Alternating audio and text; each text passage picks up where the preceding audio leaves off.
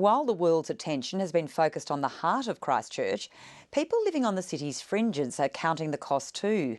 The ABC's Connor Duffy filed this report from one of the hardest hit areas in the outlying suburbs. I'm here with long-time resident Robin Judkins, who's lived in the beachside town of Sumner for 24 years. Robin, what sort of things have you noticed in the area around you? Oh, the collapse of cliffs for a start, so burying cars in Sumner, which is where the suburb I live, right beside the sea here. And first of all there's that, and then I was actually, when it happened, I was driving and I was just approaching Ferrymead Bridge, 10 metres away, when the bridge lifted up in front of me, and then the road just cracked in front of me, and I slewed over to the side. Everybody else pulled in behind, and then the rocks started to fall off all around us, and it was most extraordinary. I mean, I've seen snow avalanches, but it's the first time in my life I've ever seen massive rock falls everywhere.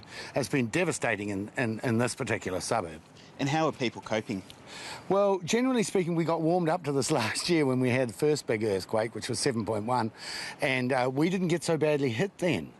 So, you know, it's all relative, and you think, oh, you know, I survived this 7.1.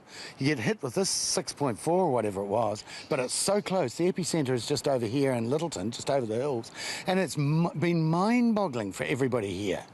And how are you personally coping? What's your situation at the moment? You look like you got some pretty serious damage here. Yeah, I think it's going to be touch and go whether the house will survive, whether it'll have to be taken down or not. I had two chimneys fall out completely here, but the devastation inside the house has been quite dramatic, and particularly at the front. But the reason for that is that, bingo, I'm right on the fault line.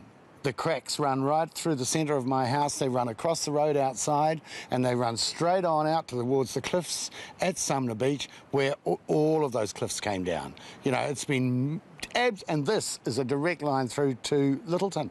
I'm sitting right on it. So, you know, whether I'll be able to stay here or not, I don't know. So this is the inside of your writing room, Robin? Yeah, and this is where the earthquake struck first, and it hit right on this corner and smacked straight into my writing room and brought down the first chimney and then the second chimney in the lounge. And I mean, this is what every room in my house looked like when I came back and walked in the front door. I couldn't actually get from one side of my house and upstairs for 2 hours. It took 2 hours to make a pass so that I could happily go up and down again. I mean, this is amazing. This is at least a day to fix it? Nah. Just to get the rubbish out.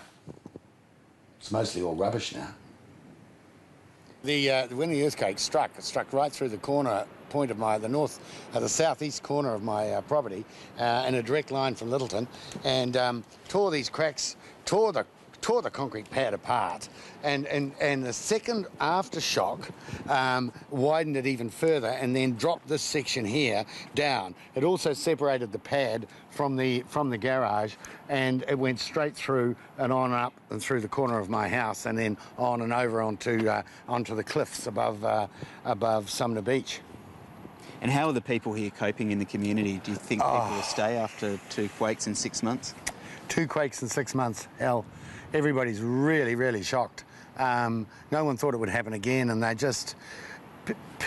People, they can take so much, and then they just get brittle and irritable, and at the moment we've got no power, no sewer, no telephone.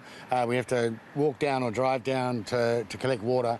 We don't have any sewerage, so you've got to have... you dig a hole in the ground, or you keep it in a pan at home, and...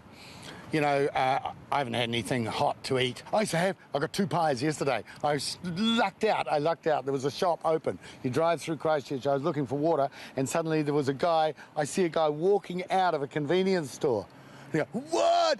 Scram on the brakes, inside 2 pies, straight away.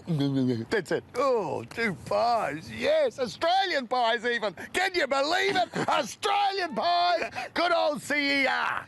Good on you. Connor Duffy with that report.